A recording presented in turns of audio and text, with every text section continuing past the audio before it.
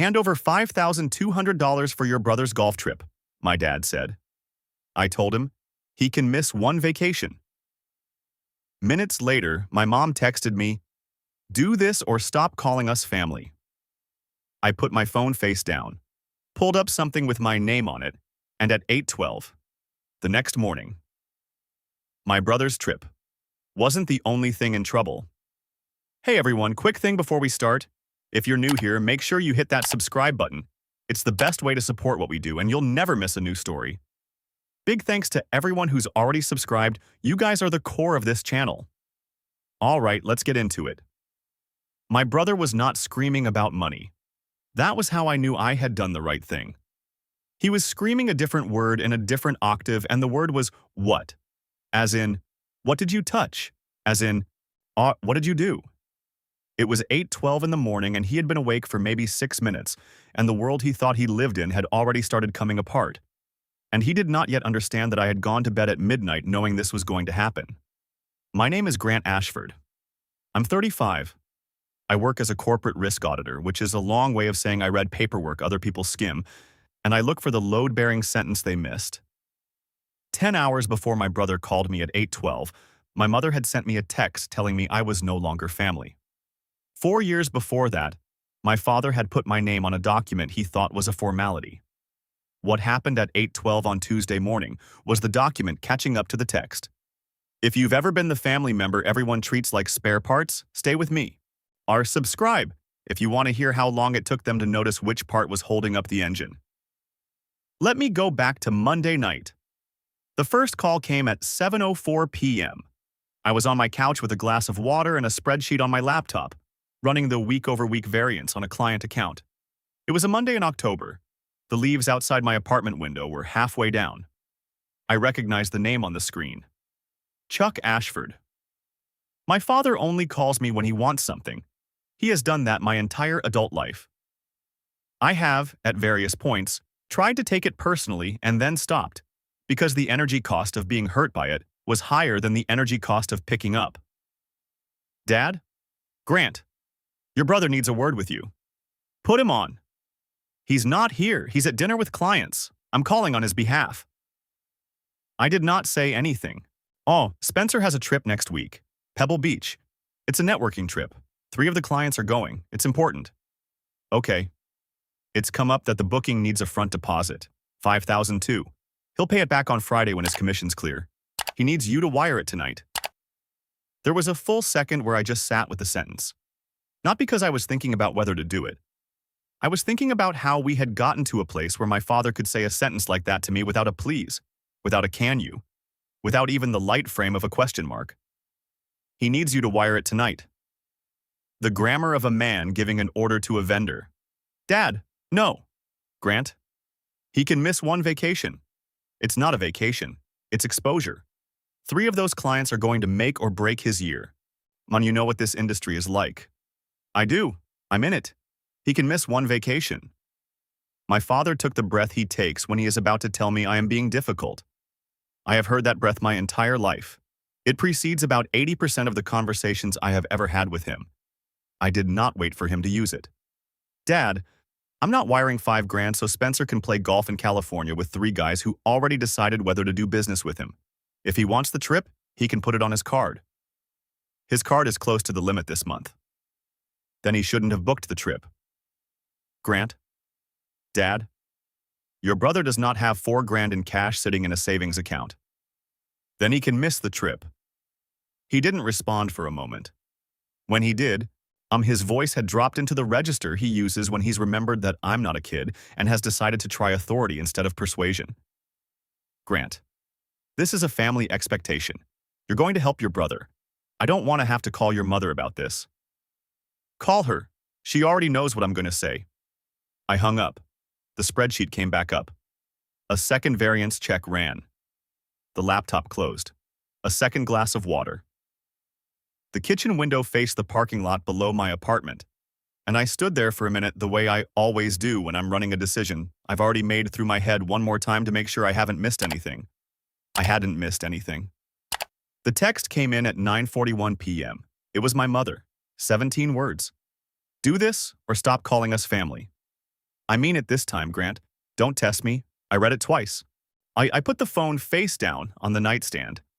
The thing about my mother's text was that it was not new. She had said versions of that sentence to me since I was about 15. She had said it the first time when I told her I was going to Northwestern instead of the state school my father preferred. She had said it the second time when I took a consulting job in Chicago instead of coming back home after graduation. She had said it the third time when I stopped coming to Sunday dinners after Spencer's engagement party, which had featured a toast where my father thanked the son who makes us proud, and did not mean me. What was new was the phrase, I mean it this time. Because she had said it before, and she hadn't meant it. She had meant the threat.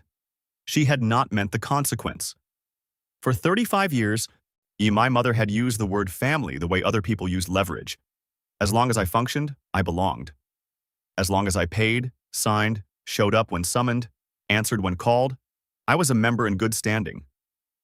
The word was not a description of what we were to each other. It was a membership card she renewed conditionally. I put the phone face down because that was the only way to make sure I didn't reply while I was still inside the first wave of it. I am not a man who reacts fast. I am a man who waits until the reaction has been properly looked at before I let it out of the room. That has been true of me since I was 22, and I watched my father cover up a mess my brother had made and decided quietly that I was not going to be like either of them. I left the phone face down. I went to my desk. I opened my laptop. I typed Ashford Holdings LLC into the search bar of my documents folder, and a PDF came up that I had not opened in 4 years. I knew what was in it. I had written parts of it. I opened it anyway. The PDF was the operating agreement for a limited liability company formed in April of 2019. 3 members. My father, Charles M. Ashford. His business partner, Jim Derrick. A third partner, Ted Oberman, who had died in 2022 and whose share had rolled back into the operating structure. The LLC existed for one reason: to hold a recreational and hospitality investment in Oak Hollow Country Club, including 3 membership sponsorships, a discretionary reimbursement account for club expenses, and a standing credit authorization with the club's dining room, pro shop, and travel concierge. Page 1 listed the members. Page 3 listed the managing member. The managing member was me.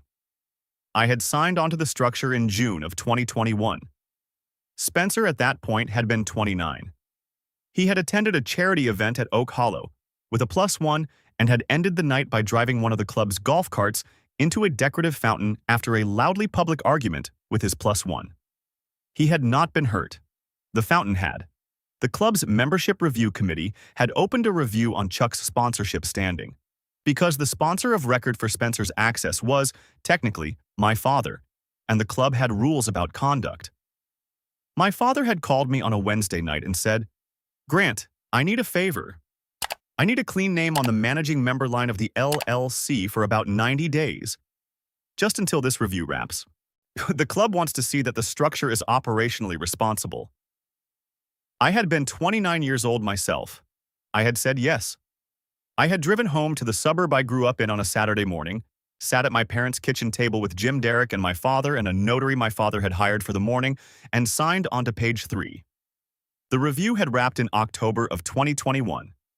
My name had never come off the document. It had been sitting there for 4 years. I had assumed for most of those 4 years that it did not matter. The LLC was a paperwork structure. It moved money between a bank account and the club. It kept the memberships in good standing. It did not affect my life. I was not paying for anything through it. I was not receiving anything through it. It was, as my father had said on the Saturday morning I signed it, just a formality. What I had forgotten, or what I had let myself forget, was that the formality had teeth. The managing member on an LLC of that kind is the person whose signature authorizes every transaction against the LLC's accounts, every invoice, every reimbursement, every standing credit authorization at a vendor. The club's travel concierge, which Spencer had been using to book his Pebble Beach trip, billed against the LLC's standing authorization. Spencer's $5,200 front deposit was not being charged to his personal card, because Spencer's personal card was close to its limit. It was being fronted against the LLC's authorization to be reconciled back to Spencer's account when his commissions cleared. The signature authorizing that standing credit arrangement was mine. It had been mine for 4 years, which meant that my father, on the phone at 7:04 p.m., had not actually been asking me to wire $5,200. He had been asking me to authorize a charge against a credit line I already controlled. He had just phrased it in a way that made me feel like I was being asked to help. The thing about being a corporate risk auditor is that when someone phrases a sentence that way, you notice. At 10:14 p.m., I called Rajiv Menon. Rajiv had been a senior associate in the compliance group at my previous firm from 2019 to 2022. He had left around the same time I did, gone to a boutique advisory firm that handled LLC structuring for high-net-worth clients in the Midwest, and built a reputation for being the person you called when you needed something done quickly and cleanly. We had worked together on maybe 30 matters over 3 years. We were not friends. We were colleagues who respected each other, which is a better relationship for this kind of call. He picked up on the second ring. "Grant, it's 10 at night. I know, I need a read on something. 5 minutes. Go." I gave him the setup in 45 seconds.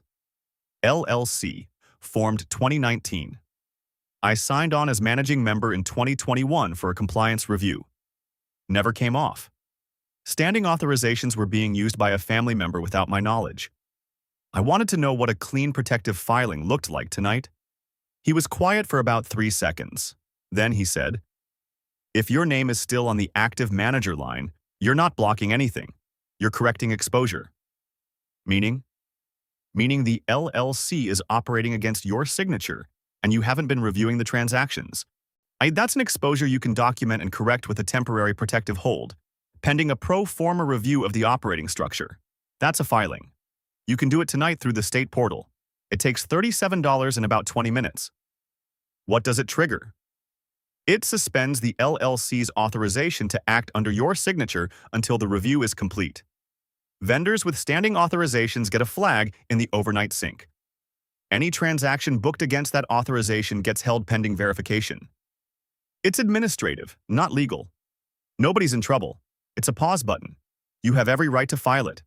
The state presumes the managing member is allowed to protect the entity's exposure. How long does it hold? 30 days, minimum. You can extend. You can release. You can also use the 30 days to formally remove yourself as managing member if you want out, which, based on what you just told me, is probably what you actually want. Yeah. I'm going to send you the link. Fill out the form. Sign it with your e-sign. Pay the $37. Submit by midnight central and it enters the overnight processing queue. It'll hit the vendor systems between 6 a.m. and 8 a.m. tomorrow. Rajiv. Yeah. Thanks. Grant, if this LLC has a standing credit arrangement at a country club and someone's been booking trips against it and you haven't been reviewing the books, you had an obligation to file this already. You're not doing something aggressive. You're doing something overdue. Don't let anyone tell you otherwise. He hung up. I filled out the form. I e-signed it. The credit card charge for $37 hit my account at 11:42 p.m. The confirmation email from the Illinois Secretary of State arrived at 11:53. I read the confirmation twice. Not because I doubted it, because I wanted to be sure I understood what I had just done. The filing, stripped of legal language, was a sentence. The sentence said, "Grant Ashford, managing member of Ashford Holdings, LLC, is protecting the entity's exposure pending a pro forma review of the operating structure." That sentence, once it hit the state portal at 11:53 p.m. on a Monday night, was going to propagate through the state's vendor notification system during the overnight sync. Somewhere between 6 a.m. and 8 a.m. Tuesday, a flag was going to appear on the LLC's accounts at the club's back-office billing system. The flag was going to say, "Managing member has filed protective hold. Require updated authorization on all pending transactions." My father did not know this filing existed. My brother did not know this filing existed. My mother, who had gone to bed at some point between 10 and midnight after sending me 15 texts I had not read, did not know either. Rajiv knew. A clerk at the Illinois Secretary of State's office who would process the filing Tuesday morning, would know. The billing software at Oak Hollow Country Club, which would receive the automated flag Tuesday morning, would know. Everyone else was going to find out in the order the system told them. I went to bed at midnight. My phone stayed face down on the nightstand. My mother's text was still there. 15 more had come in from her between 9:41 and midnight, so none of which I had read. I had not replied to any of them. I slept until 7:58 a.m. The first call came at 8:12. I had been awake for 14 minutes. I was in the kitchen, pouring coffee. My phone was still face down on the counter, where I had moved it from the bedroom. It vibrated once, twice, then started ringing. I let it ring while I finished pouring. When I turned it face up, the name on the screen was Spencer. I answered on the fourth ring. Grant, what did you touch? Good morning, Spencer. Grant, the booking, Pebble Beach. I just got a call from the club travel desk. They're saying the booking is on hold. They're saying there's an authorization issue with the sponsor account. Todd is texting me. Mike is texting me. The clients are going to find out in about 15 minutes. What did you touch? I didn't touch anything. Where's Spencer? I filed a protective hold on Ashford Holdings last night. The LLC's authorizations are suspended pending a review. The club system flagged it in the overnight sync. There was a silence that had a specific temperature. Panic that had not yet finished becoming panic. Grant, fix it, now. No. Grant, I'm not fixing it, Spencer. I filed it. It's in effect. It's a 30-day hold. If you want to know why, ask Dad. What does Dad have to do with this? A lot, actually. He did not respond. I could hear him breathing. I could hear, in the background of his breathing, a television, which meant he was either at a hotel or at our parents' house.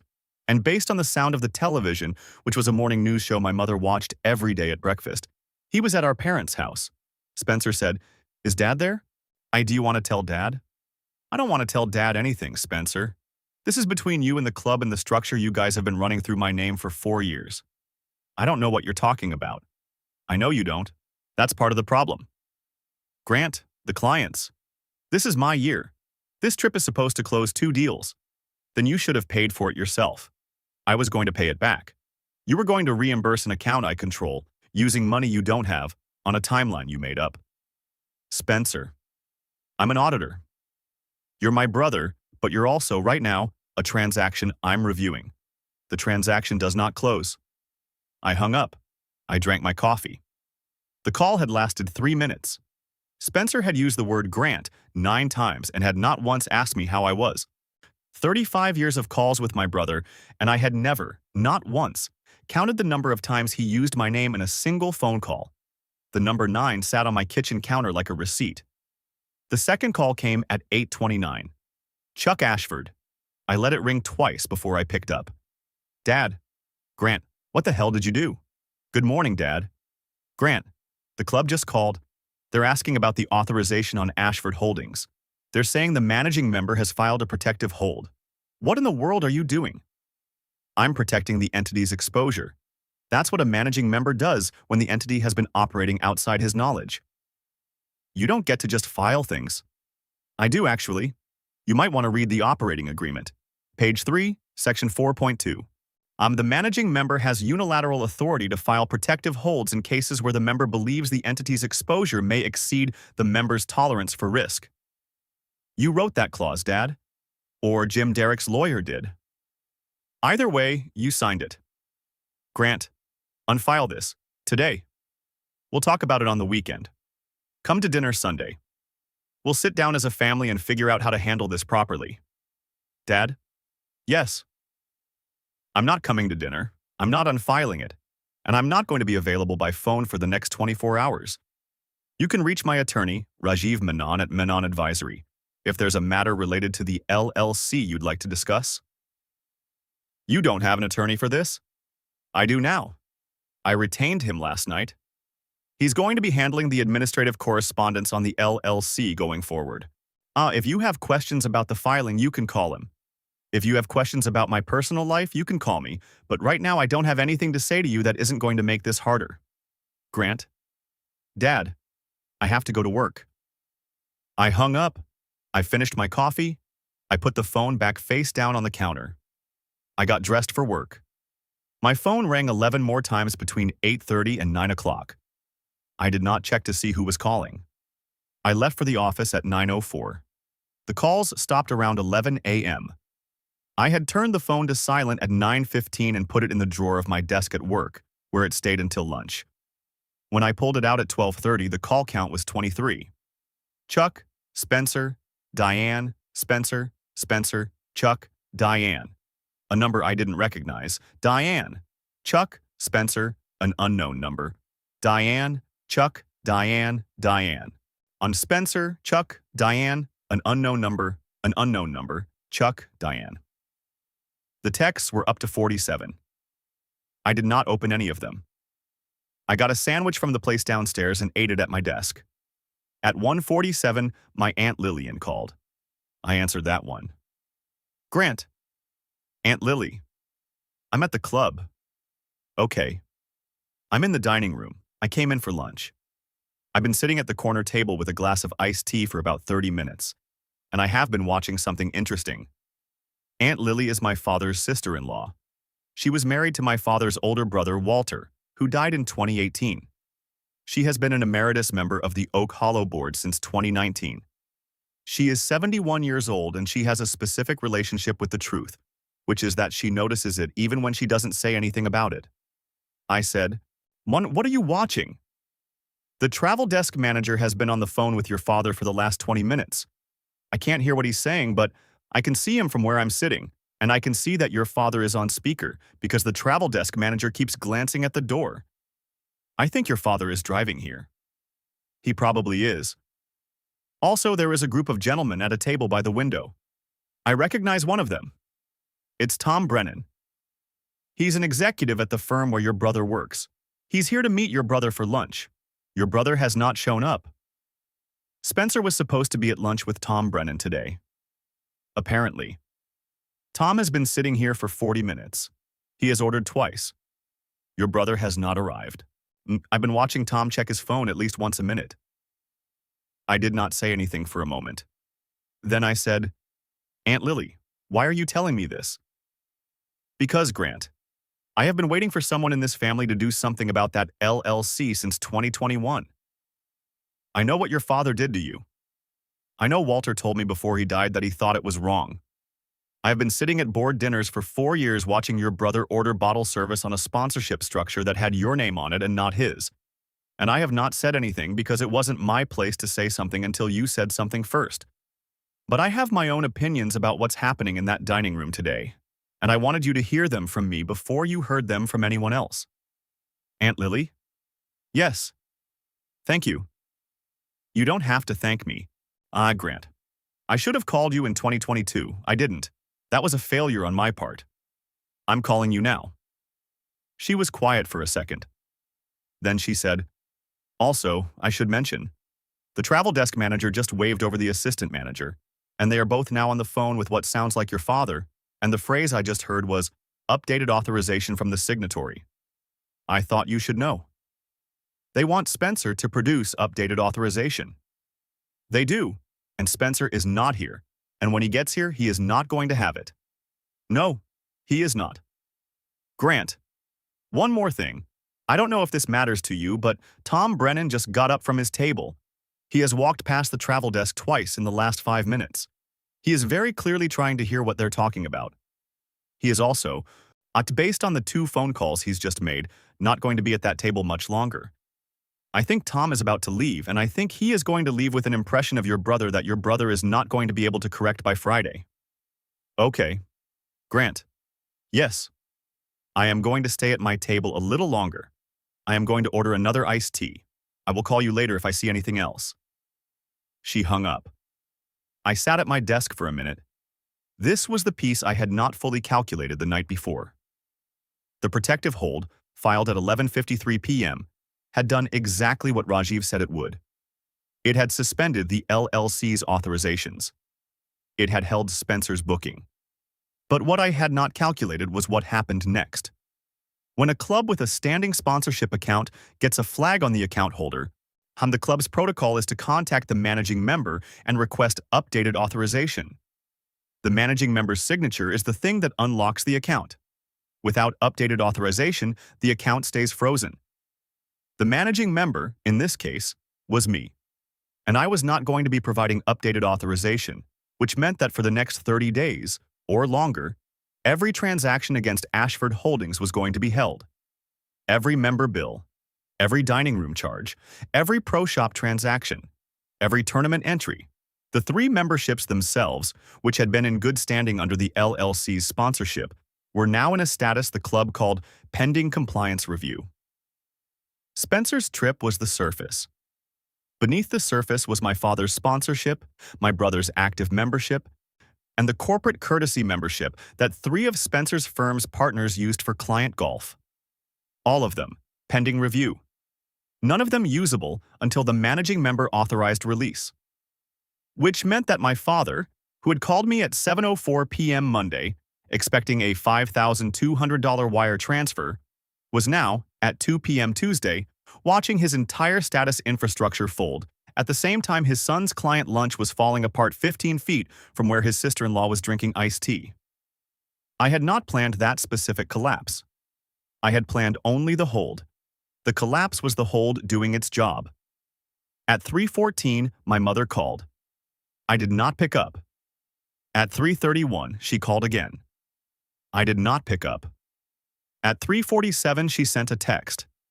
This one was longer than the one from Monday night. Grant, I don't know what you think you're doing, but this is cruel. Your father is in tears. Your brother is humiliated. You have destroyed a relationship opportunity that your brother needed, and you have made a scene for people we have known for 30 years. I hope you are proud of yourself. Call me back. I read it. I put the phone face down on my desk. I went back to work. At 4:22, she called again. I did not pick up. At 4:58, another text. Grant, please. Your brother is crying. He is sitting in the living room and he is saying he doesn't know what he did to deserve this. He didn't know about the LLC paperwork. He thought it was normal. Please, Grant, can we just talk? The text hit me in a specific way, which was that it was one of my mother's most accurate lies. Spencer had known. Spencer had known every time he booked something through the club and the charge cleared. He had known every time he had dinner at Oak Hollow and signed his name on the check with the understanding that the check would get reconciled against an account that was not his. What Spencer had not known was whose name the account was in. He had assumed it was Chuck's. He had not asked because asking would have required him to think about it, and Spencer, in his entire adult life, had not been required to think about things like that. My mother was not lying when she said Spencer didn't know. She was lying about what didn't know meant. I did not reply. At 5:36, my father called. I picked up. Grant, come home for dinner, tonight. We'll figure this out. Your mother is making pot roast. Dad. Yes? No. Grant. We need to sit down as a family and work through this. Dad. We're not a family that works through things. We are a family that assigns things. You call me, you assign me a task, I either do it or I don't. And if I don't, Mom threatens to revoke my membership. That is the pattern. That has been the pattern since I was 15. I'm not coming to dinner tonight because I'm not going to let you reset the pattern over pot roast. Grant, that's not fair. Dad, I filed a legal document last night. The club has accepted it. Your sponsorship is under review. Spencer's trip is canceled. My name has been on paper. I didn't agree to stay on for 4 years. Fair is not a conversation we're having tonight. Fair is what I'm correcting. Son, Dad, when you want to have a conversation where you ask me how I am before you tell me what you need, why you call me. Until then, call Rajiv. I hung up. I drove home from work at 6:15. I did not turn the radio on. I did not stop for groceries. I pulled into my apartment complex and sat in the car for a minute before going up. The sky was already dark. October in the Midwest is like that. 6:15 is already nighttime. When I got upstairs, I opened my laptop and pulled up the operating agreement one more time. I went to page 3. I looked at my name on the managing member line. I thought about the 30-day window Rajiv had described, about how, inside that window, I had the option to release the hold and walk away, or to formally remove myself from the structure entirely. I knew which one I was going to do. I did not file it that night. Rajiv had said, do it within the window, not the same night. I gave myself 24 hours to make sure I was not acting out of anger. At the end of the 24 hours, I still felt the same way. I filed the managing member resignation Wednesday night at 9:17 p.m. By Friday morning, my name was off the LLC. The final text from my mother came in on Thursday at 8:04 p.m. Why are you doing this to your family? 8 words. No question mark. Again. My mother's texts never had question marks when she was angry. They had periods which she used like small slammed doors. I looked at the text for about 20 seconds. I thought about writing back.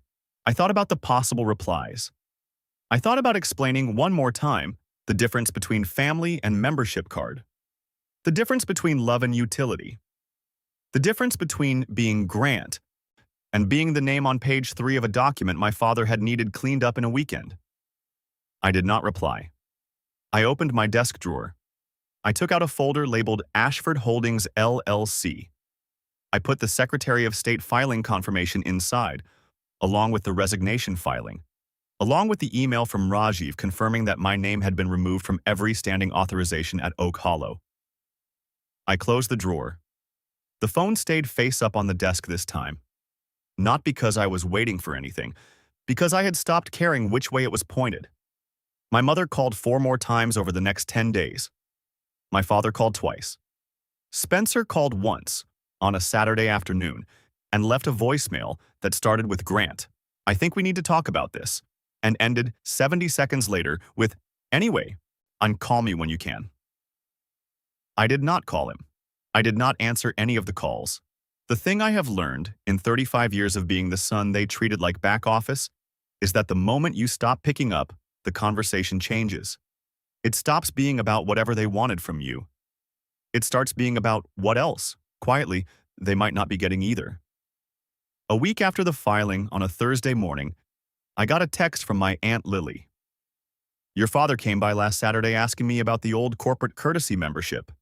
He wanted to know if there was a way to restructure it without your signature. I told him no. I also told him I'd be asking some questions of my own at the next board meeting. He didn't stay for coffee. I wrote back, thank you, Aunt Lily. She wrote, Grant, you did the right thing. I should have called you in 2022. I didn't reply to that. Some things don't need a reply. 2 weeks after the filing, my mother texted me one more time. A short one. What else is in your name that we don't know about? That was the sentence. That was the sentence that told me the family had finally understood what had happened. Not the $5,200, not the trip, not the club, the pattern, the system. The fact that a son they had treated as back office had, in fact, been running a load-bearing piece of their quiet status life for 4 years, and that if he walked away, they did not know what else would come down with him.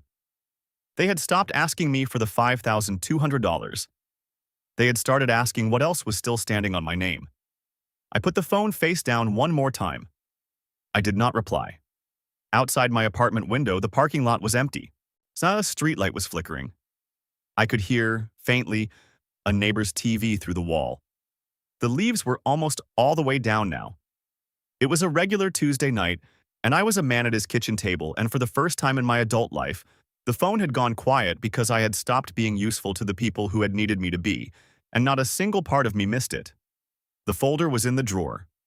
My name was off the paper. The pattern was broken. That was the ending.